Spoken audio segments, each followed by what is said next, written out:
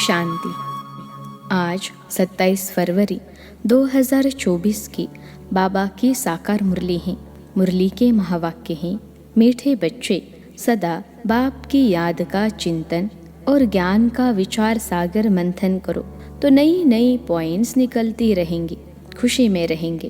प्रश्न है, इस ड्रामा में सबसे बड़े ते बड़ी कमाल किसकी है और क्यों? उत्तर है, पहली पॉइंट, सबसे बड़ी कमाल है शिव बाबा की, क्योंकि वह तुम्हें सेकंड में परिजादा बना देते हैं। ऐसी पढ़ाई पढ़ाते हैं जिससे तुम मनुष्य से देवता बन जाते हो। दुनिया में ऐसी पढ़ाई बाप के सिवाय और कोई पढ़ा नहीं सकता। दूसरी पॉइंट है, ज्ञान का तीसरा नेत्र दे, अंधियारे से रोशनी में ले आना, ठोकर खाने से बचा देना, यह बाप का काम है।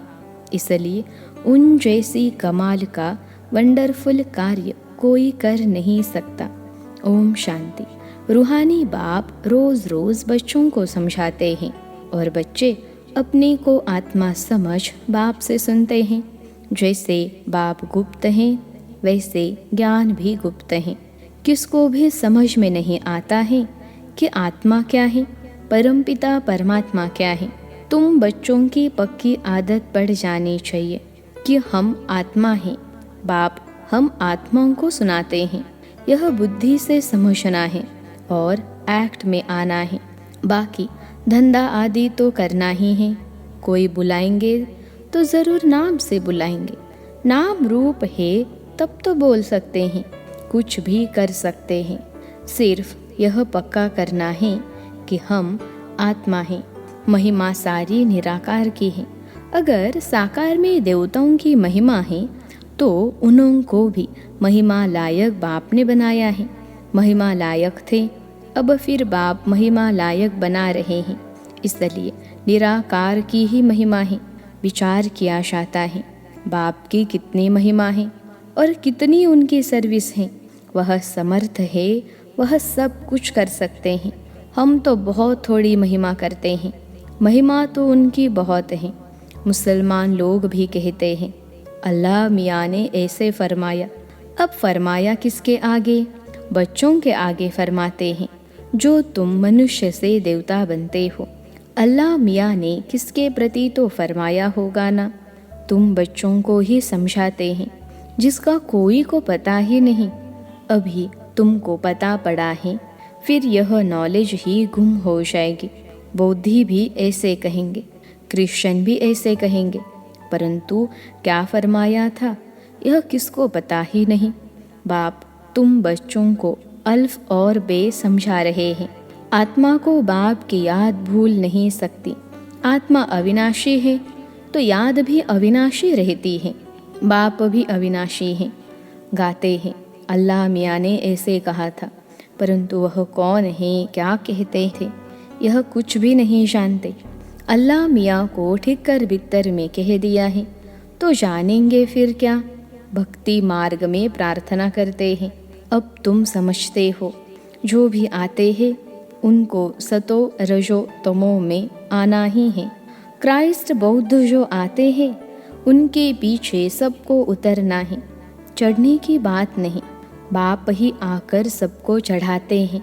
सर्व का सदगति दाता एक है और कोई सदगति करने नहीं आते। समझो क्राइस्ट आया, किसको बेट समझेंगे। इन बातों को समझने लिए अच्छी बुद्धि चाहिए। नई नई युक्तियाँ निकालनी चाहिए।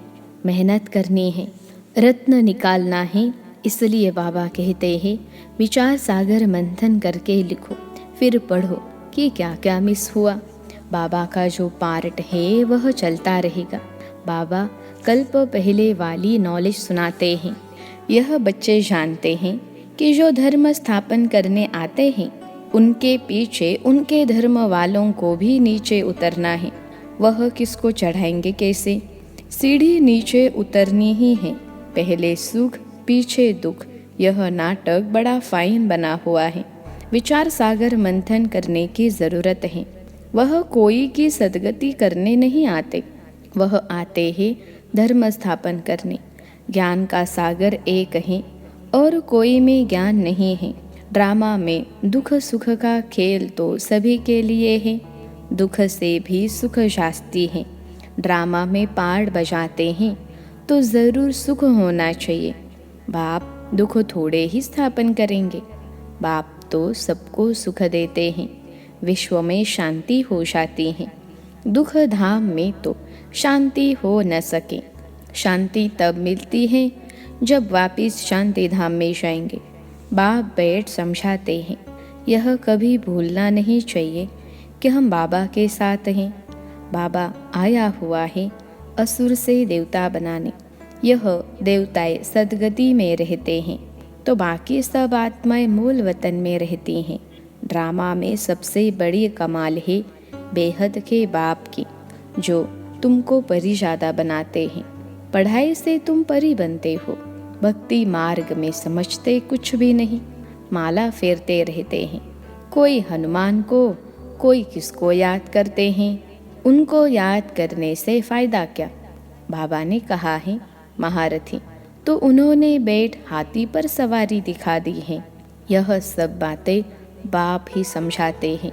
बड़े बड़े आदमी कहा जाते हैं तो कितनी आजियान यानी आवभगत करते हैं। तुम और किसको आजियान नहीं देंगे। तुम जानते हो इस समय सारा झाड़ जड़ जड़ीभूत है, विष की पैदाइश है। तुमको अब फीलिंग आनी चाहिए कि सतयुग में विष की बात नहीं। बाप कहते हैं मैं तुमको पद्मा पदमपति बनाता हूँ। सुदामा पद्मा पदमपति बनाना सब अपने लिए ही करते हैं। बाप कहते हैं इस पढ़ाई से तुम कितने ऊंच बनते हो। वह गीता सब सुनते हैं, पढ़ते हैं, यह भी पढ़ता था, परंतु जब बाप ने बैठ सुनाया तो वंडर खाया। बाप की गीता से सदगति हुई। यह मनुष्यों ने क्या बैठ बनाया है। कहते हैं अल्लाह मियाँ ने ऐसे कहा, परंतु समझते कुछ भी नहीं।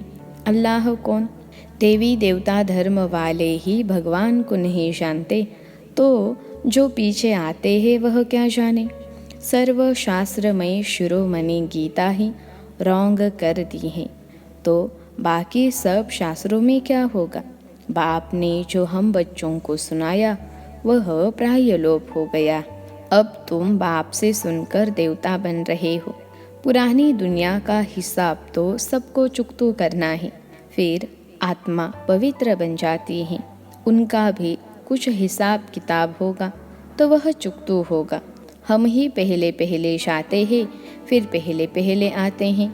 बाकी सब सजाए खाकर हिसाब किताब चुकतो करेंगे। इन बातों में जास्ती न जाओ। पहले तो निश्चय कराओ कि सबका सदगति दाता बाप है। टीचर गुरु भी वह एक ही बाप है। वह है अशरीरी। उस आत्मा में कितना ज्ञान है। ज्ञान का सागर सुख का सागर है।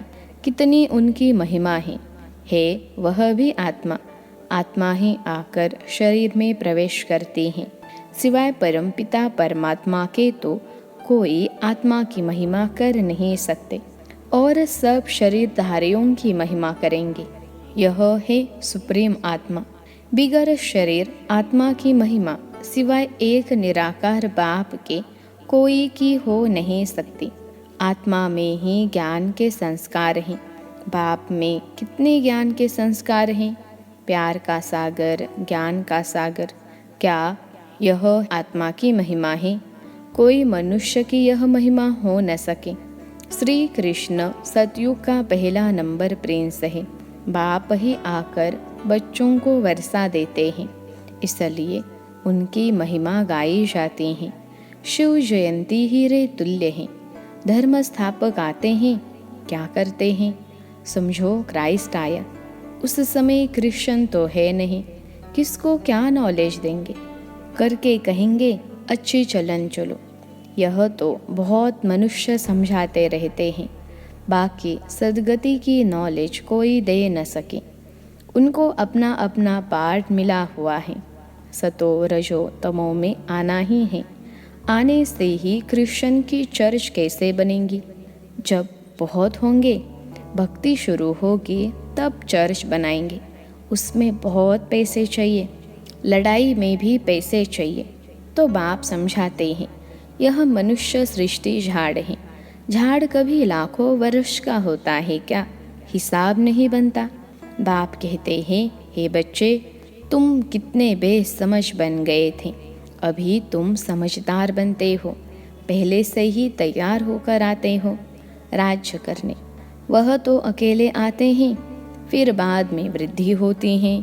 झाड़ का फाउंडेशन देवी देवता, उनसे फिर 3 ट्यूब निकलती हैं। फिर छोटे छोटे मठ पंथ आते हैं, वृद्धि होती है। फिर उनकी कुछ महिमा हो जाती है, परंतु फायदा कुछ भी नहीं। सबको नीचे आना ही है। तुमको सारी नॉलेज मिल रही है।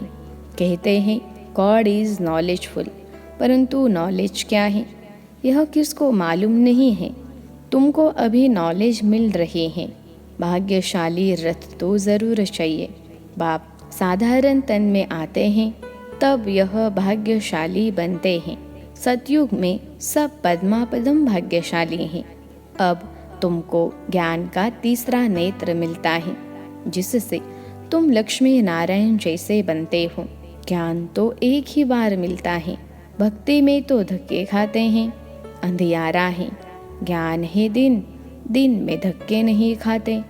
बाप कहते हैं, भल घर में गीता पाठशाला खोलो।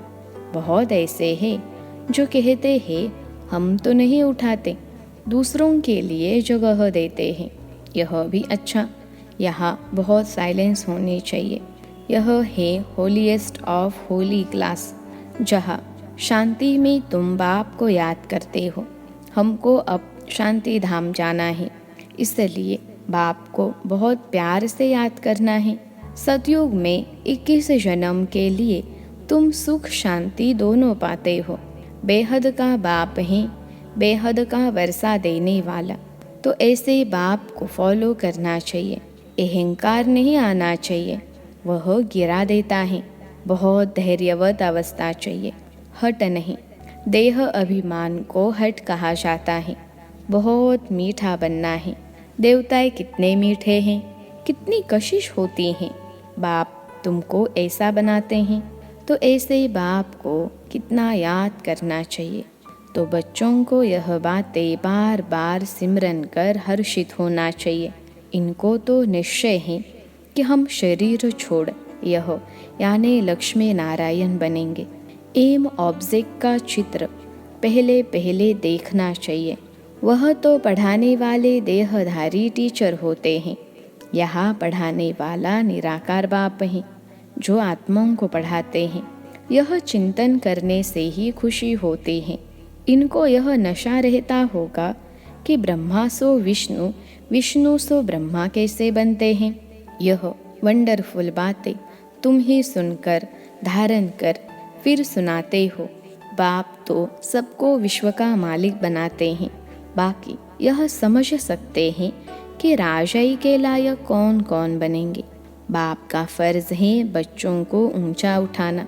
बाप सबको विश्व का मालिक बनाते हैं। बाप कहते हैं मैं विश्व का मालिक नहीं बनता हूँ। बाप इस मुख द्वारा बैठ नॉलेज सुनाते हैं। आकाशवाणी कहते हैं, परंतु अर्थ नहीं समझते। सच्ची आकाशवाणी तो यह है जो बाप ऊपर से आकर इस गौ मुख द्वारा सुनाते हैं। इस मुख द्वारा वाणी निकलती है। बच्चे बहुत मीठे होते हैं। कहते हैं बाबा आज टोले खिलाओ। झजी यानी बहुत टोली बच्चे, अच्छे बच्चे कहेंगे।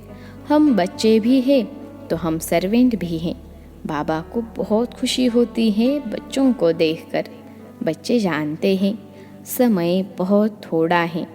इतने जो बॉम्ब्स बनाए हैं वह ऐसे ही फेंक देंगे क्या? जो कल्प पहले हुआ था सो फिर भी होगा। समझते हैं विश्व में शांति हो, परंतु ऐसे तो हो न सके। विश्व में शांति तुम स्थापन करते हो। तुमको ही विश्व के बादशाही की प्राइज मिलती है।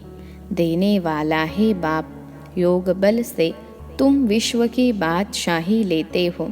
शारीरिक बल से विश्व का विनाश होता है। साइलेंस से तुम विजय पाते हो। अच्छा, मीठे मीठे सिखिलते बच्चों प्रति माता पिता बाप दादा का याद प्यार और गुड मॉर्निंग। रूहानी बाप की रूहानी बच्चों को नमस्ते। हम रूहानी बच्चों की सिखिलते रूहानी माता पिता बाप दादा को याद प्यार, गुड मॉर्निंग और नमस्ते बाबा नमस्ते। धारणा के लिए मुख्य सार। पहली पॉइंट है, अपनी अवस्था बहुत धैर्यवत बनानी है। बाप को फॉलो करना है। किसी भी बात में अहंकार नहीं दिखाना है। देवताओं जैसा मीठा बनना है। दूसरी पॉइंट है, सदा हर्षित रहने के लिए ज्ञान का सिमरन करते रहो। विचार सागर मंथन करो। हम भगवान के बच्चे भी हैं तो सर्वेंट भी हैं। इसी स्मृति से सेवा पर तत्पर रहो।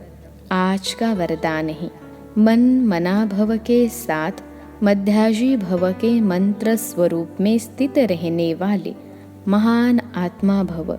मन मना भव के साथ मध्याजी भव के मंत्र स्वरूप में स्थित रहने वाले महान आत्मा भव। विश्लेषण है, आप बच्चों को मन मना भव के साथ मध्याजी भव का भी वरदान है। अपना स्वर्ग का स्वरूप स्मृति में रहे, इसको कहते हैं मध्याजी भव। जो अपने श्रेष्ठ प्राप्तियों के नशे में रहते हैं वही मध्याजी भव के मंत्र स्वरूप में स्थित रह सकते हैं। जो मध्याजी भव है वह मन मना भव तो होंगे ही। ऐसे बच्चों के हर संकल्प, हर बोल और हर कर्म महान हो जाते हैं।